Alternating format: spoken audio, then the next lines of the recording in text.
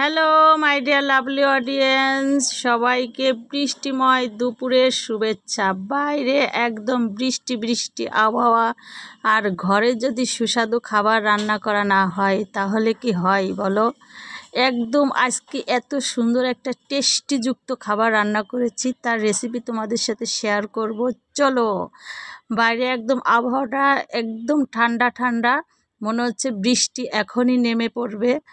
গ্রামের বাড়িতে মানে একটু বাতাস হচ্ছে, বাতাসের সাথে সাথে সব যত গাছের পাতা আছে একদম বৃষ্টির মতো ঝরঝর করে ঝরে যাচ্ছে। একদম উঠান মানে ঘরের চাল সব জায়গায় পাতায় পাতায় ভরপুর। এইসব দৃশ্য দেখে মনটা এমনিতেই ভরে যায়। তো চলো মাটির চুলায় কুমড়ো দিয়ে কুমড়োর বড়ি রান্না করি। কুমড়ো দিয়ে কুমড়োর বড়ি রান্নার রেসিপিটা তোমরা যদি একবার ফলো করে বানায় খাও, তোমাদের বারবার খেতে মন চাইবে। কারণ কুমড়োর বড়ি তো অনেকেই অনেকভাবে খেয়েছো, খাও। তো এই কুমড়ো দিয়ে আর একটু আলু দিয়ে তোমরা রান্না করে খেয়ে দেখো, জাস্ট অসাধারণ, জাস্ট অসাধারণ। আরও যদি হয় মাটির চুলার রান্না, দেখো ধোঁয়া কীভাবে বের হচ্ছে মাটির চুলা দিয়ে। কারণ হচ্ছে মাটির চুলা এমন একটা জিনিস যে তুমি সব সময় হচ্ছে ওর ভিতরে লাকড়ি দিতেই থাকতে হবে, লাকড়ি দিতেই থাকতে হবে। যদি একটু কম বেশি হয় তাহলে হচ্ছে ধোঁয়া হয়। তো মাটির চুলার রান্না কিন্তু এমনি সুস্বাদু। তারপরে হচ্ছে কুমড়োর বড়ি, আর এই কুমড়োর বড়িটা হচ্ছে মা চাচিরা গ্রামে কুমড়ো, চাল কুমড়ো আর হচ্ছে মাসকলার ডাল, এই যে দেখো কুমড়োর বড়ি এতটুকু সাইজ করে বানাই, হেভি টেস্ট লাগে। আর আমরা ঢাকাতে যেটা দোকান থেকে কিনে খাই সেটা হচ্ছে এর থেকে একটু বড় বড়, সেটা রান্না করলে বেশি মজা লাগে না। তো মা চাচিদের হাতের বানানো এটা মাসকলাই আর কুমড়ো দিয়ে রান্না করাটা হেভি টেস্টি লাগে। তুমি যেভাবেই এটা রান্না করে খাও হেভি টেস্টি লাগে।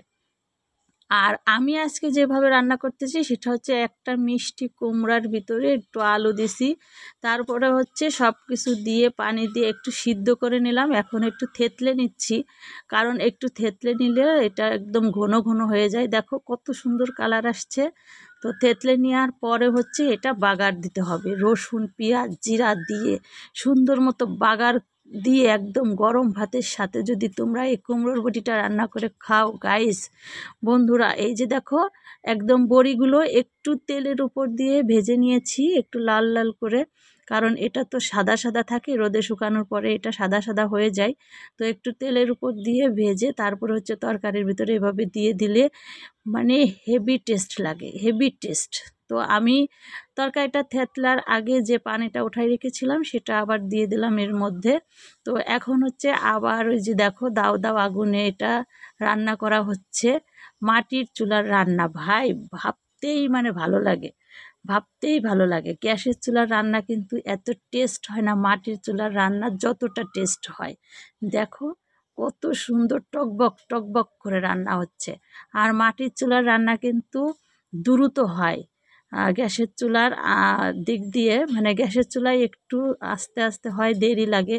আর মাটির চুলায় তুমি যত তাড়াতাড়ি হচ্ছে জাল দিতে পারবা, লাকড়ির ভিতরে দিতে পারবা, তত তাড়াতাড়ি তোমার রান্না করা হবে। তো ওইটা আমি উঠাই রেখে তারপরে হচ্ছে তেলের ভিতরে পেঁয়াজ রসুন জিরা দিয়ে একটা সুন্দর মতো এটা যখন লাল টকটকে হয়ে যাবে, এই দেখো একটু ভাজা ভাজা হয়ে যাবে, তখন জিরাটা দিয়ে দেব। তো জিরাটা দেওয়ার পরে যখন একদম লাল লাল হয়ে যাবে তখন এর ভিতরে আবার যে তুমি কুমড়োটা ঘেটে রেখেছো সেটা একদম ঢেলে দেবা। ঢেলে দেওয়ার পর জাস্ট এমন একটা ফ্লেভার আসবে ভাই, ফ্লেভারেই একদম মন চাইবে যে ভাত 3 প্লেট খাওয়া যাবে।